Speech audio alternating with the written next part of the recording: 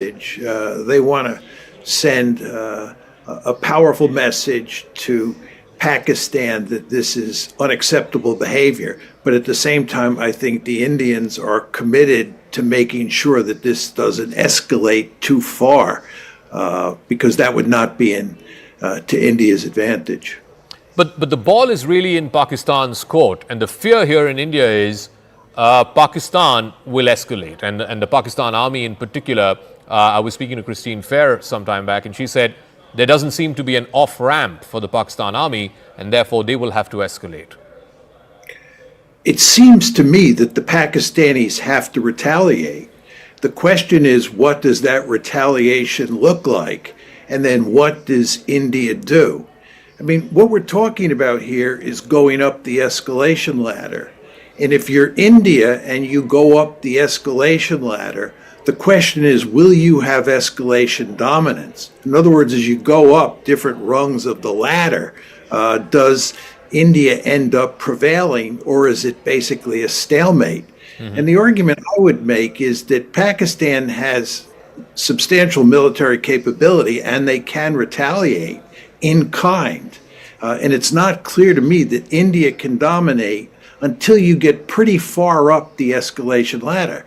I mean, there's no question that India has superior conventional forces, but you'd need major war before those superior conventional forces could be brought to bear. So it's not clear, as you're down on the lower rungs of the escalation ladder, that India has much of an advantage over Pakistan. You don't subscribe to the idea of a limited war, certainly sub-nuclear, even sub-conventional war, a limited war for a few days or weeks, that could then eventually result in an off-ramp where both sides can take away something? Well, that's a possibility for sure. But the problem that you then begin to run into is that if India's conventional superiority prevails, the Pakistanis may be tempted to use nuclear weapons to rectify the situation. This is not likely, but it is a possible or a plausible outcome. And if you're India, you want to avoid that. Furthermore, I don't think at this point in time it's in India's advantage to get involved in a conventional war with Pakistan. Let me ask you this. Again, all of us are trying to figure out, make sense of what may likely be the Pakistani retaliation. And obviously, this is going to be determined in great measure by the current army chief, General Asim Munir. I'm sure you heard his comments a few weeks ago talking about how India and Pakistan and Hindus and Muslims are fundamentally two different people, never meant to live together, so on and so forth. If that's his thinking, is there a way you can sort of gaze into his head and try and gauge what kind of a response or what kind of a retaliation the head of the Pakistan army and his men could possibly undertake? My guess is that what Pakistan will do is try to retaliate in a way that looks like the equivalent of the Indian retaliation that just took place. And the Pakistanis will do everything they can not to go further up the escalation ladder, because there's no advantage to Pakistan of going up the escalation ladder. There's no question that they do not have escalation dominance. They, I think, have to retaliate against India. I'd be surprised, I'd be shocked if Pakistan doesn't respond at all. But if they do respond, I think they hope that that would be the last round. But the question is, will it be the last round, or will India retaliate again? And then if they do retaliate again, what will Pakistan do? And this is the real danger of escalation. No, I agree with you. I mean, it depends entirely on the nature of the response and the target of the retaliation. So let me sort of delve into that a bit. If it's a civilian target, surely India will have no choice but to retaliate further. Even if it's a military target, India will have no other choice but to retaliate further. When you said earlier that it'll be a target that is similar to what India hit today in Pakistan, the problem there is there are no terror camps here in India. So what does Pakistan hit? Well, the question is, how many people do the Pakistanis kill? I think it doesn't matter that much whether it's civilians or military. I mean, as you know, the Pakistanis are shelling the Indian part of Kashmir, and a number of Indian civilians have already been killed. So that precedent has been established, the killing of civilians, that is. I think the question is just how big the attack is. If the Pakistanis were to attack in a way that made the Indian attack look like it was much weaker than the Pakistani attack, then the Indians would have very powerful incentives to really slam Pakistan. But if the Pakistanis retaliate in kind, it's a similar retaliation in terms of the number of casualties, the scope of the target set, and so forth and so on, then the incentives for India to retaliate again are not so great. But I don't see an obvious off-ramp unless somebody comes in and can help put pressure on both sides to shut this one down. It's interesting you say that, in the Pakistani calculus, if they are able to demonstrate to the Pakistani public, if the Pakistani army is able to demonstrate to the Pakistani public that they have hit as many targets or they have hit as many individuals as India has done, then that should suffice. Of course, the ceasefire violations are happening at the line of control and have been in a very intense way over the last 12, 14 hours or so since the announcement of this Operation Sindoor. The Indian Army has confirmed that 15 people have died. The concern and the fear here in India, and I guess part of it is built into India's strategic calculus, is if it's ceasefire violations, if it is fatalities at the line of control, that is something that is factored in India's strategic calculus. But if Pakistan starts scrambling its jets and wants to hit targets outside of Kashmir, then that puts India again in a position where it has to again match retaliation for retaliation. Would that possibly be a window of opportunity for both sides to try and find the elusive off-ramp? I think it would be an incentive to do exactly that. As I said, I don't think Pakistan has any interest in going up the escalation ladder. I do think they have to retaliate. But if you go up the escalation ladder, they can't beat the Indians at any point. And the further up the escalation ladder you go, the greater the disadvantage that Pakistan is at. At the same time, I don't think India has a vested interest in going up the escalation ladder either, because they have to go far up before they dominate. And a major war, even a limited conventional war, I don't think is in India's interest at this point in time. So let me come to the international community and their response. Obviously, President Trump has spoken about what happened last night. Secretary Rubio has spoken to the National Security Advisor here. He's tweeted saying he wants to see a quick and hopefully peaceful resolution very soon. Do you think the Trump administration, the Americans, have leverage with Pakistan to get the Pakistani army and the Pakistani army chief, General Munir, to back off and not retaliate? I don't think the United States has as much leverage as it once had. I mean, you can see the U.S.-China competition playing itself out in terms of the India-Pakistan competition. I think Pakistan is much closer to China today than it has been in the past.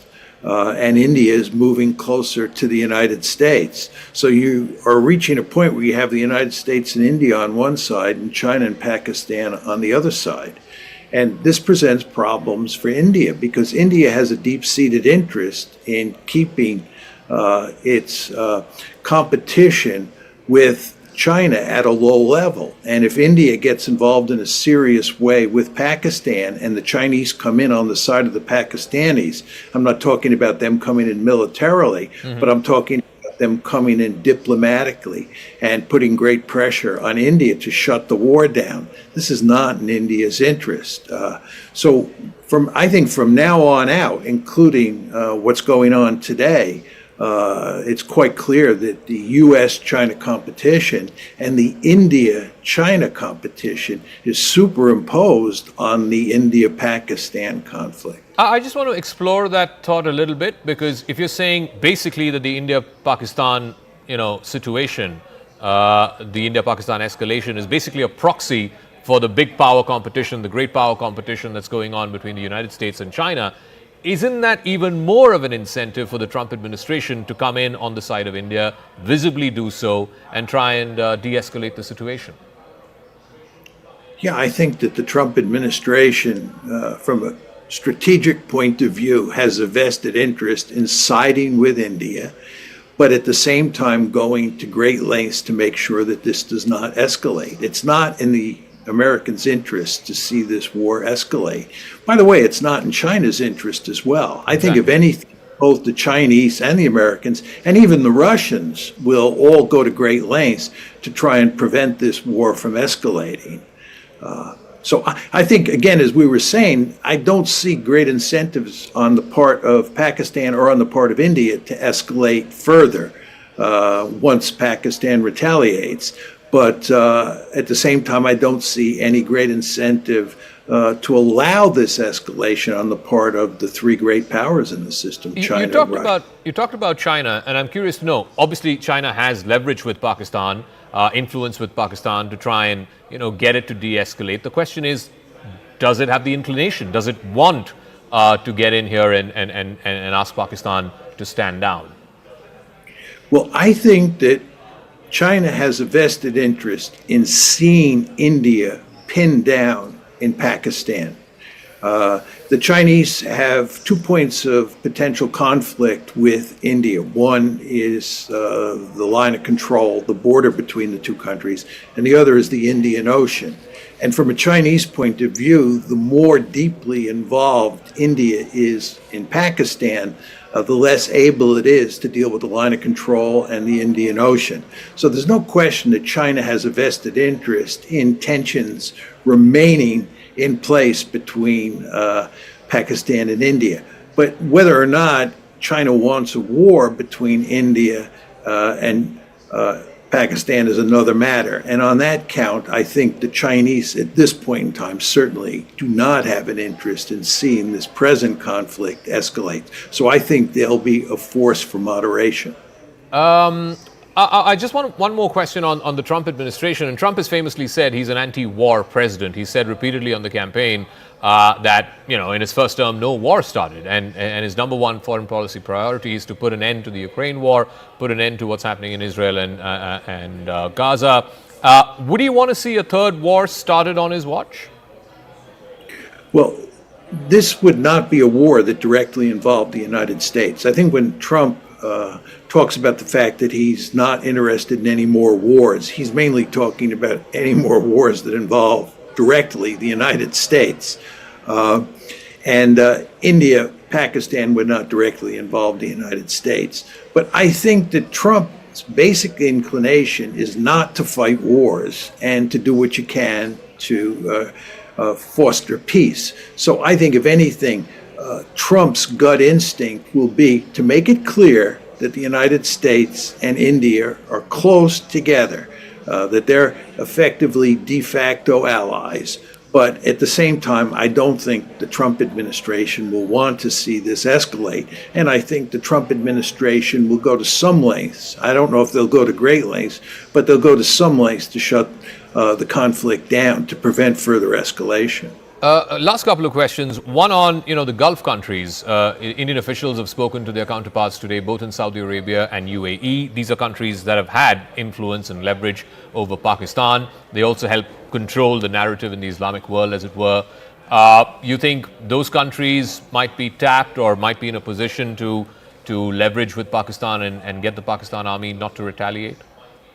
Yes, I think not in a major way, but I think they can contribute on the margins. I think they can make it clear that they support Pakistan in principle, but they do believe that going up the escalation ladder would not be a good idea. And I think that is their view, and it's the correct view.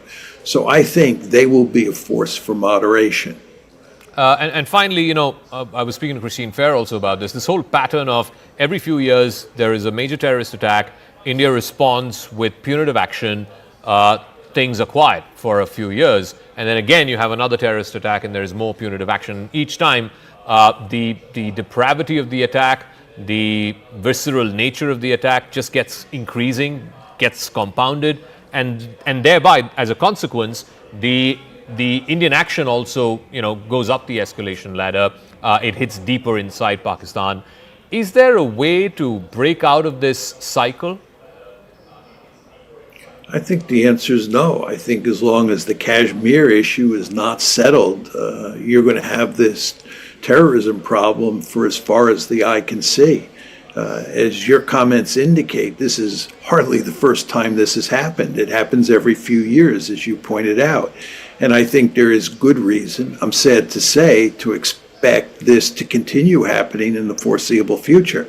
This is a very interesting case in that it illustrates once again that there's really no military solution to the problem. It's not like India can figure out a clever military strategy for solving this problem once and for all. The only way you're going to solve this problem once and for all is with a political solution that both sides find acceptable. And it's been impossible to find that political solution. And as a result, the weaker side here uses terrorism as its principal weapon for dealing with the stronger side. And again, until you get a political settlement, I don't think that this problem is going to go away. And I think India is going to be dealing with it for a long period of time. All right, Professor John Mearsheimer, thank you very much for joining us with your perspective, your thoughts, your insights really into what's going on between India and Pakistan. Thank you very much for joining us. As I said, this pattern repeats itself every few years, but with each of those instances, it's like the envelope has been pushed a little more, to the precipice of an all-out war. Like I said, India has zero interest in going into some kind of a conventional war with Pakistan, even if it's a limited war, just a few days or weeks. But it depends on how Pakistan chooses to respond.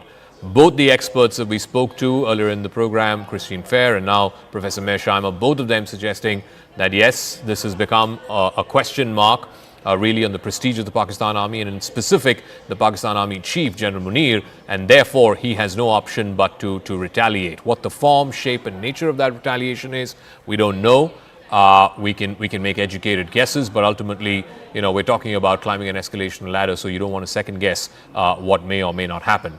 But I do want to talk about what did happen and the manner in which India announced to the world, presented to the world, the action that it took in Operation Sindoor. These multi-location strikes hitting multiple targets in 9 different places, 21 strikes, all of them terror infrastructure, terror launch pads, terror headquarters, including the headquarters of the Lashkar in Muridke, the headquarters of the Jaish-e-Mohammed in Bahawalpur, and also the headquarters of the Hizbul Mujahideen. This is terrorist infrastructure that India has specifically targeted, not military installations, not civilian installations, and also India has said that it doesn't want to escalate any further, and these measures are non-escalatory in nature.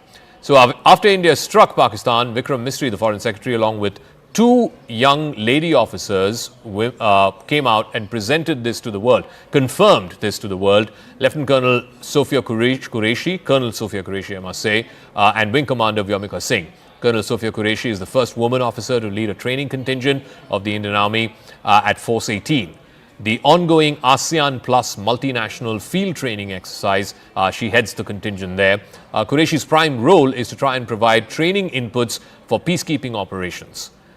Also, her counterpart from the Air Force, who was there in that press conference this morning, Wing Commander Vyomika Singh. She's a decorated helicopter pilot. She's operated helicopters like the Chetak and the Cheetah in some of the toughest terrains in the country. She's played a key role in multiple rescue missions across India. She joined a Tri-Services all-women's mountaineering expedition to Mount Manirang, which stands at over 21,000 feet.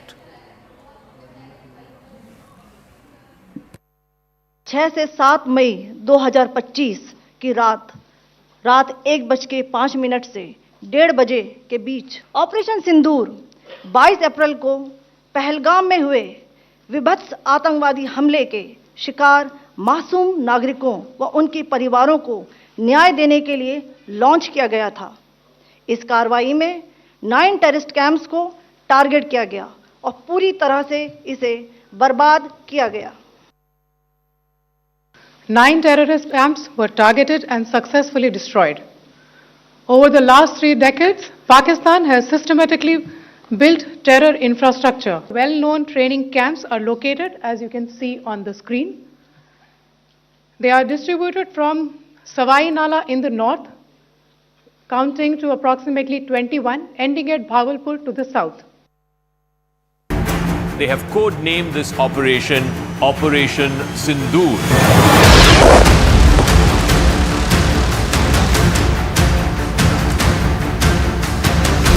Exactly 2 weeks after what happened in Pahalgam, the Indian Army, through Operation Sindoor, has hit 9 targets.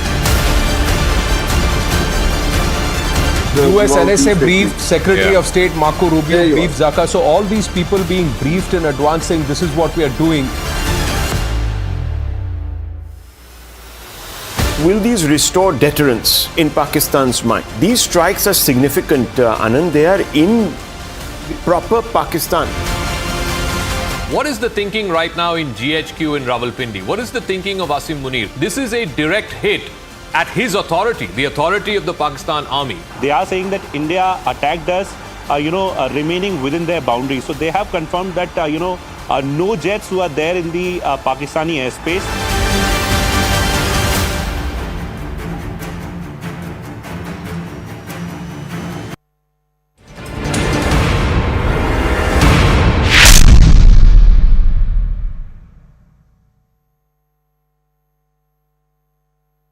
Powered by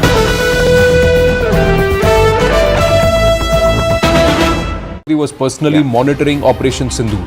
So PM was monitoring Operation Sindoor, so he was there, aware of what was going on and personally monitoring what was going on. So for some of the jibes that came at where is our Prime Minister and he's Gayab, etc., this is confirmation that he was right in the thick of it. And at the highest level of government, this Operation Sindoor was being monitored, it's been planned and it's also now been implemented. Yes, Group Captain Vinod. Great point. So let me quickly finish about this loitering munition. Most of the loitering munition today has the capability to go up without any target. And once the target pops up, it keeps loitering. And once the target pops up, it will go and hit the target. Erstwhile loitering munitions were against the radars. Today, loitering munition can be against anything. Point number one. Point number two, and coming back to Anand, your point.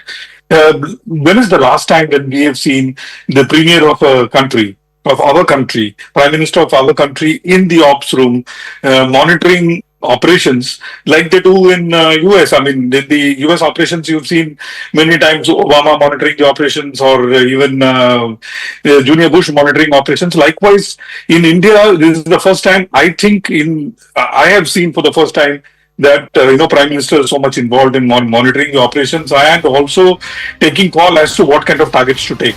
Very, very important. Muzaffarabad, I just came to know that the tolls have gone up to 30 to 31 people, which means big names and big people in Muzaffarabad must have gone. Same is in Just give me a moment. I also want to go across to Aman Sharma, our political editor. So Prime Minister Modi monitoring these operations live. Aman, what more details do you have? All right. This is an important development actually in the larger scheme absolutely. of things, not just optically, but this does tell you that the Prime Minister is completely involved. And people who have been constantly critical of the Prime Minister perhaps will need to look back. I don't want to make this political at any level, but the fact of the matter is that the Prime Minister guiding this, you saw him on the first day itself. He returned from Saudi Arabia very, very quickly. He was on the first flight he's landing at 7 in the morning, held a meeting at the airport, came to his residence within an hour or two. He was already conferring with the inner core and the inner team, and by the evening he was chairing important meetings with the entire defense establishment. Aman is also joining us. Aman, what more can you tell us? PM Modi was monitoring this live at 7 LKM. Yes, Zaka, this week we can confirm that Prime Minister Narendra Modi was monitoring Operation Sindoor. He was very much in the thick of the things as the Indian Army, the Indian Air Force have conducted a joint coordinated strike inside 9 sites in Pakistan, especially targeting the terror headquarters of the Jaish-e-Mohammed and the Lashkar-e-Toiba. This strike is much, much bigger than Balakot. When one terror camp was targeted, now we have 9 sites, including the terror headquarters of the Jaish and the Lashkar, what we can confirm through top level sources is that the Prime Minister was monitoring this operation. He had a busy day. Yesterday he was also at a media event later in the evening at 8 o'clock, but he was monitoring the operation, and he has had multiple meetings yesterday also where the entire operation was fine-tuned. Over the last 2 to 3 days, we saw him having separate meetings with the Air Force Chief, the Army Chief and the Navy Chief. He also had multiple meetings with the NSA Ajit Doval, Defence Minister Rajnath Singh and the Home Minister Mr. Amit Shah. All this seems to be a very, very planned, coordinated Do you know operation. who else was with him while this operation was underway and while he was monitoring it? Any idea? Well, Rahul, those details we don't have yet, but we can confirm this much, that the Prime Minister was monitoring this operation. This has been the case earlier in the big surgical strikes carried out earlier also. But this time, I think because the strikes size and the strikes... There's more. Payal Mehta has just now got more information. Aman, at this point, Payal Mehta has got more information.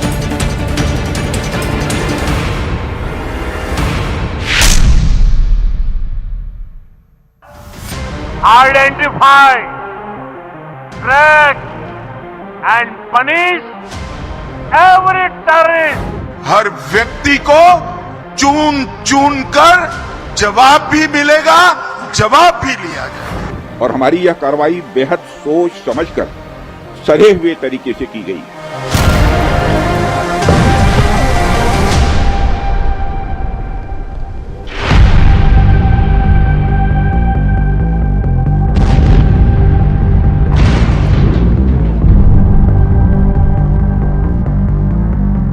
Located close to Lahore in Pakistan's Punjab province, serves as the headquarters of the Lashkar. The group operates from Markaz-e-Taiba.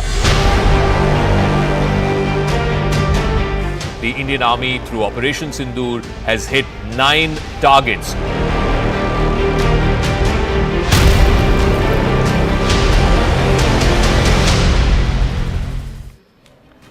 Namaste, Jai Hind, and thank you for staying with us here at CNN News 18 on our continuous coverage on Operation Sindoor. Bharat has decimated Pakistan terror hubs, but Pakistan continues to torment our civilians. Right at the top of this edition and this hour, we'd like to bring you some news which is very disturbing. Pakistan continues to pound civilian establishments while trying to play victim card with the world. This is the true picture of these brutes. They will not learn. A pounding given right at the heart of their establishment, right next to their doorstep, is not enough. Look at what they are doing in Punch, in Jammu and Kashmir. They are targeting civilian establishments, and they are even dropping artillery right outside the UN field station. This is how these brutes are. This is Punch Rajouri region. Indians killed by Pak guns. First Pahalgam, now Punch.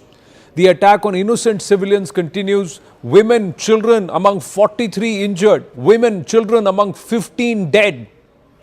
In the last few hours, through this morning till now as we speak with you, from Punch to Rajouri, from Mendar to Mendar, Pakistani troops have resorted to unprovoked firing in 8 forward sectors along the line of control in Jammu and Kashmir, violating ceasefire agreements and prompting retaliation from Bharatiya troops. But this has been incessant from their end. They have been embarrassed. They are going and telling the world, look, Bharat has pounded us, but this is what they are doing. After Pahalgam, this is Punch, Rajouri, Mendar, this is Kupwara. A house